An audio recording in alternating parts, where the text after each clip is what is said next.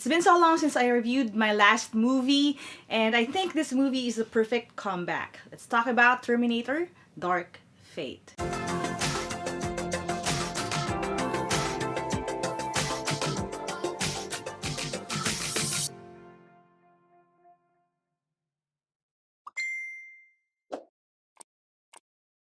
Hi there! Thank you for checking out my channel. Thank you for clicking on this video. This is not my usual content. If you're looking for the educational, motivational content that I usually post, you can go to my main channel at Team Lyqa. The link should be below in the description box. This channel, Lyqa Maravilla, is all about the things that I love and that I like. It's about my life and my lifestyle, and I hope that you stick around for this video. First of all, I want to thank 20th Century Fox Philippines for inviting me and my friends over to an early screening of Terminator: Dark Fate. It actually happened by chance that we were invited over there, but I had a great time. That's because I really love movies. That is not an exaggeration. I actually used to have this movie blog site way back noong medyo hindi pa lahat ng tao ay may blog site, and that was called pilingpelikula@wordpress.com. I'm not sure if it's still up. And I used to watch 7 movies a day. That was my average dun sa height ng pagiging movie geek ko. Things just started to change sa aking priorities when I started making YouTube videos na educational gearing, and I focused more on that. So this is kind of like a comeback din for me, which is perfect talaga kasi ang Terminator: Dark Fate is also a comeback movie of sorts. This is actually, the 6th movie in the franchise, plus yung TV series, the Terminator Sarah Connor Chronicles, which, kung 90s baby ka like me, you would be very familiar with. Nandun si Summer Glau kasi, I remember. And of course, ang Queen Cersei ng lahat, Lena Headey, nung siya ay medyo, mas bata pa siya than she is right now. But actually, equally as beautiful.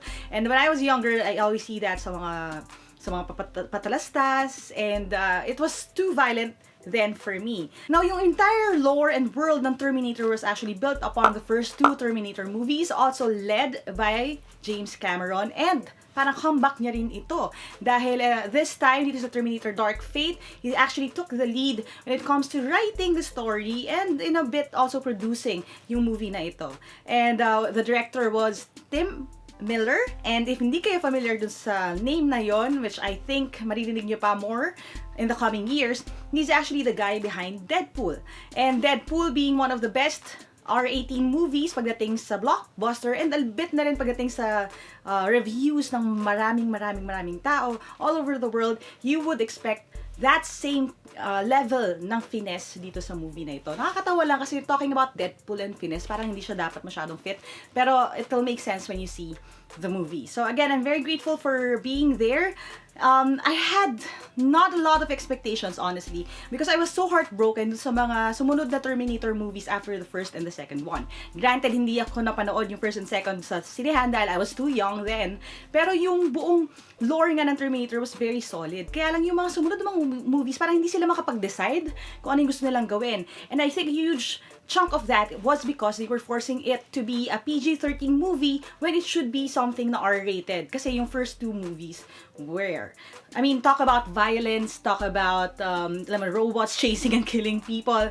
This is something na i-expect ninyo na maraming bullets, maraming explosions, maraming action. So yung compromise, kung gagawin mo siyang PG-13, hindi siya masyadong mag-work. And na-prove na yan time and time again. Now, the last movie dun sa series was Terminator Genesis, which I actually saw on DVD. And that movie actually disappointed me on so many levels that when I found out that Terminator: Dark Fate will kind of erase the other movies except for the first and second movie doon sa timeline, I actually had a sigh of relief knowing na yung Terminator Genesis will be forever forgotten.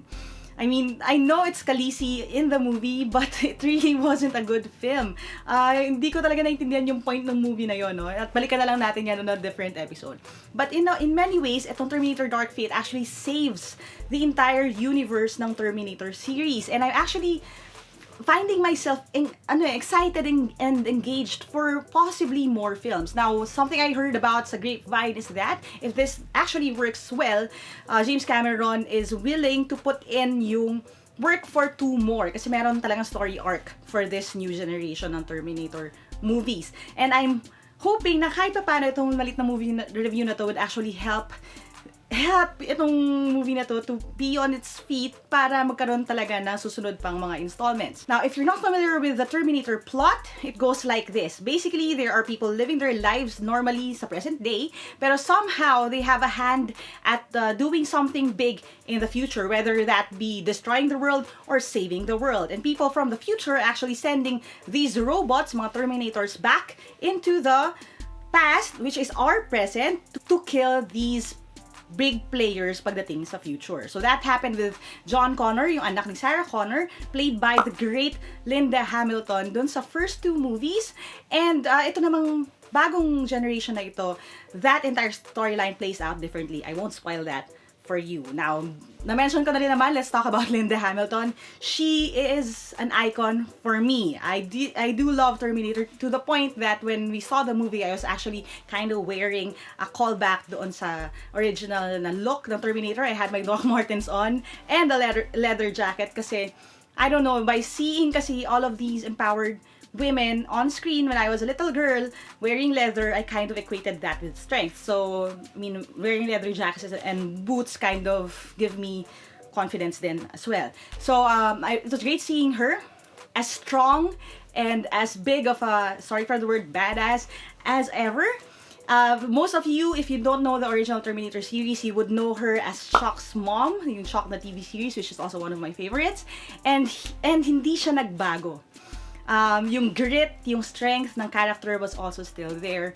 Pero with all that strength, actually rooted pa rin siya sa emotions, which I feel is a very female thing. And a lot of these forced, strong female characters in movies no longer have that.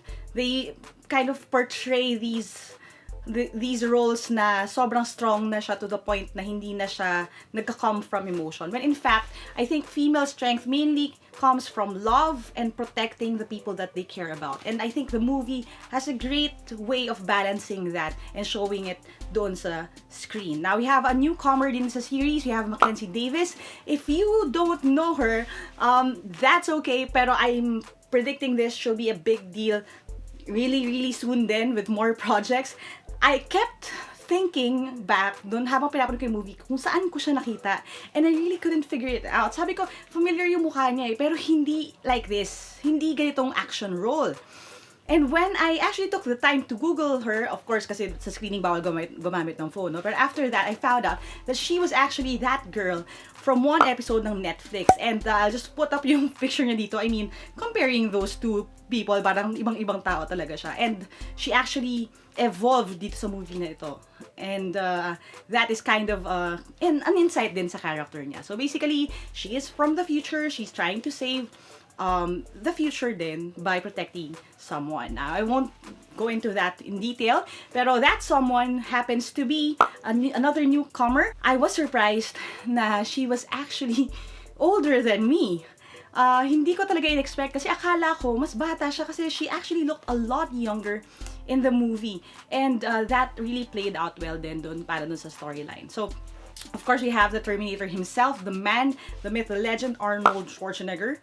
I'll be back. And he was indeed back in true form, in a very unique na character. So if you were expecting him to be a robot, or in the case of the Terminator Genesis, a CGI na younger version niya, in this movie, that won't be it. You would see Arnold plays someone with depth, with growth, and someone that you would actually be emotionally invested in. It's funny that the core of the movie operates around humanity and what makes humans human, what makes love love, and how do we use these elements to further yung need natin to protect mankind, and kung paano natin yun gagamitin as fuel for the things that we have to do to kind of save the world.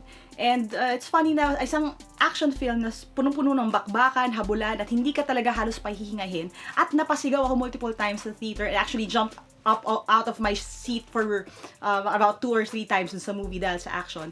Pero that had that in its core. And this is not me just exaggerating. Maybe a little bit dahil hype pa ako dun sa pagkakapanood ko ng movie, no? Pero I think this is Terminator going back to its roots. Like, asking some difficult questions that audience, although nag-enjoy sila sa explosions and sa chase scenes and sa sa habulan at sa action, they can go home to or be in the car with their friends and discuss and talk about.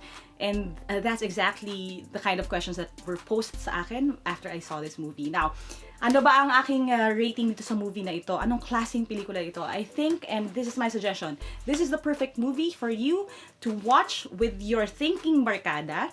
By thinking barkada, I mean these are the people that you would like to have conversations with after you see the movie. So sit somewhere sa Starbucks or sa kahit sa bahay ninyo para to discuss kung ano yung mga takeaways ninyo sa movie na yun. Honestly, I wish I saw it with my sisters and I wish that they were there. I wish that they were here then to discuss it with me para lang mas mahimay din namin siya ng todo. So that's the kind of movie that you can expect if you go and see it. So, do I recommend that you watch it? The answer is yes. Panoorin nyo na yan habang hindi pa nasa-spoil ng inyong mga madadala na friends online. And bring your barkada, bring your family with you. If you have a parent, your dad maybe, who was into the Terminator franchise nung siya ay bata-bata pa, bring him along. I think he'll have a good time and you will also have fruitful discussions after. So, this is really more than your usual na bakbakan or action movies. I appreciate the attention to detail. I appreciate Tim Miller's work. You kind of see him in the action scenes. It's not the kind na, alam nyo yun, yung nakakahilo na jump cut. Like yung mga recent na mga Taken films, yung mga pilit na mga action scenes. It's not like that. It'll really have you glued to your seat. Kapit nyo yung armrest at nagpapalpitate ka habang nanonood ng movie. So, a bit of ano rin, kung meron kayong mga lola, maybe this is not the movie for them. Kasi these action scenes are actually drawn out. Mahahaba siya, mga 10 to 15 minutes maybe. Pero hindi ka magsasawa kasi there's action coming from all sides and it'll excite you and it'll make you want more. So I really hope that they do make more of these movies. Just a little side note though, yung kanilang parang twist dun sa movie was something I figured out, I think wala pa halfway dun sa movie. And I actually told Zandy, sabi ko, I think ito yung gagawin nila dyan. And I was actually right. But don't go into that movie trying to figure out whatever I figured out. Ha? Just roll with it, enjoy it, and it's a good ride. Super worth the money. Alright, so thank you guys. And if you want me to review more movies, maybe talk about a lot of the things that I love, please like, comment, subscribe, share this video with your friends. Go and ask them to see this movie with you. And then I hope that you really enjoy talking about what it means to be human, what it means to love, and what it means to fight for what you believe in after. Thanks guys for watching. And as we always say dito sa channel ito, dream high, work hard, start now. I'll see you in my next video. Bye.